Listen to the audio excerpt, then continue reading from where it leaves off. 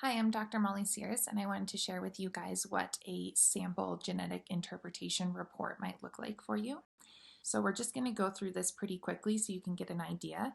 So first it starts by looking at your metabolic profile. So, these genes involved here are going to play critical roles in how your body's responding to insulin.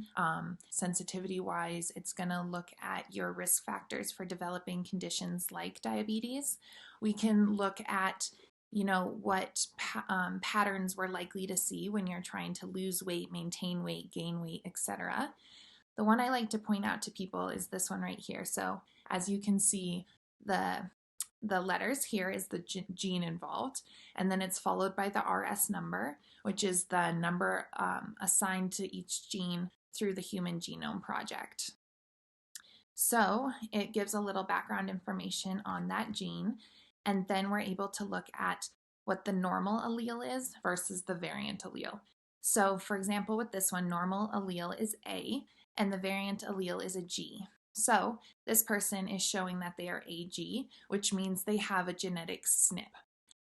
The SNP is the G, and so then we look below here and we know that this person who's exhibiting a G SNP is likely to show these patterns. So regaining weight easily after weight loss, more likely to fall into that yo-yo diet or lifestyle where they, try to lose weight and they are really strict with themselves, and then they follow that by, maybe eating a little less restrictively and gaining a lot of weight.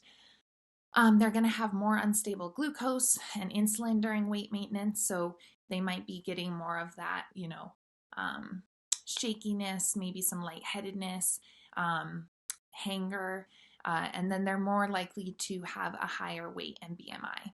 They can also experience more food cravings during weight maintenance, and symptoms decrease with caloric restriction. So these people actually do better when they're restricting calorie intake. All of these give us insights to things that we can manipulate in a healthy way to, for example, when someone like this is trying to maintain their weight, we look at how can we balance this blood glucose, how can we increase insulin sensitivity, and look at balancing their food cravings, which in the long run is going to help them be more successful with their goals. Besides the metabolic profile, it also looks into dietary recommendations. So looking how somebody's going to respond to carbs. Are they somebody that smells a muffin and gains 10 pounds, or, can eat carbs all day and it doesn't really affect their weight that much? So this gives us insight to carbs, fats, proteins. We can look at, what's the least risky way to incorporate healthy fats into your diet that isn't going to put you at increased risk for cardiovascular disease. So you see here we're going through recommendations for fat, protein, carbs, also looks at dairy. We also jump into our neurotransmitters, which is going to give us insights to anxiety, depression, low mood, your stress response. So when you get stressed, are you likely to have a stressor and then it affects you all day or all week? Your body has a hard time clearing out that stress response. Or are you somebody that can kind of roll with the punches and you get stressed, a stressor occurs, and then you kind of feel better as soon as it passes? So we can look at all that, and we can, again, supplement. We can implement dietary and lifestyle factors that are going to help to optimize these genes. So here's, short-term stress response. Some recommendations, long-term stress response. We're also able to look at exercise, which is my other favorite part of this report. So people are going to respond to different exercises better. We hear a lot about high-intensity interval training versus, our marathon runners, and people their genetics are playing a huge part in what's going to help them lose weight, gain muscle, etc. And so if we can look at your genes and really target an exercise plan for you, it's going to make your efforts and the time spent exercising so much more effective for not only maybe your BMI, but also more importantly, preventing chronic disease from occurring, and all the health benefits that come with maintaining a healthy BMI. So we're looking at resistance training, cardiovascular training. This may be a little bit more important for those higher competitive athletes, but we can look at recovery. So what's your inflammatory response? Are we being sore for days after we work out? Is exercise causing our body a lot of inflammation? How are we clearing that inflammation?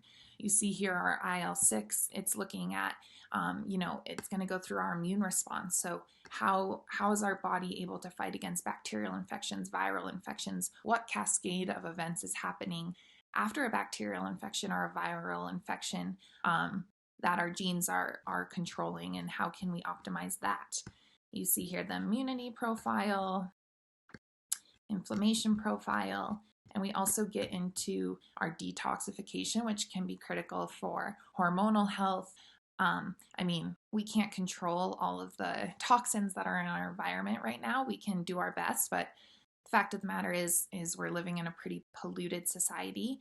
And so what can we do to optimize how our detox systems are working?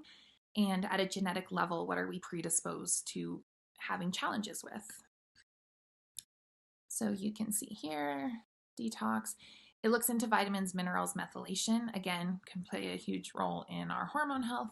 Can look at our nutrient needs. So what pathways in our body are more likely to need a little bit more support based on our own individualized genetics. So, maybe some high dose supplementation can be beneficial for you here, alongside dietary lifestyle recommendations. And then finally, I think we're almost here to the more the hormone panel at the end. Yeah, so looking at our reproductive hormones, we're looking at estrogen metabolites here. Not looking at the metabolites, looking how likely our genetics are able to metabolize estrogen. So we can draw a lot of conclusions based on what we know about detox with our estrogen. Looking at testosterone levels, this can be huge for people trying to optimize their health. So there you have it. That's the fast version of a genetic interpretation. And obviously in a patient doctor setting, we're going through this in much more in-depth ways, and we're giving you the tools you need to optimize all of these genes through your diet, through your exercise patterns, what supplements and nutrients are going to be most beneficial for you. Okay, thanks guys.